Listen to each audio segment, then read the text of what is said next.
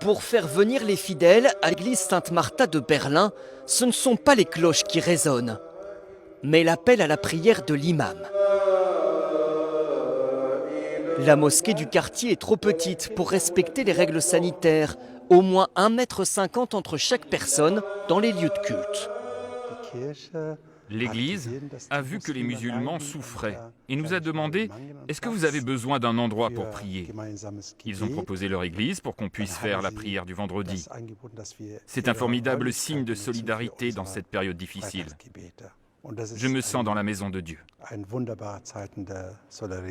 La paroisse luthérienne a même permis que les bancs soient déplacés et un drap a été tiré pour masquer les gravures chrétiennes, quand le coronavirus aide au rapprochement des communautés. Je pense que ce qui se passe ici est très enrichissant. C'est une bénédiction. C'est touchant d'entendre ici l'appel à la prière. Et moi-même, j'ai pris part à la prière. J'ai fait aussi un discours en allemand. Selon l'imam, seule une infime minorité de fidèles musulmans ont refusé de venir prier ici. La plupart sont même très enthousiastes. D'abord, quand on rentre dans l'église, c'est un sentiment étrange, parce qu'on voit l'orgue, les gravures, c'est très différent d'une mosquée.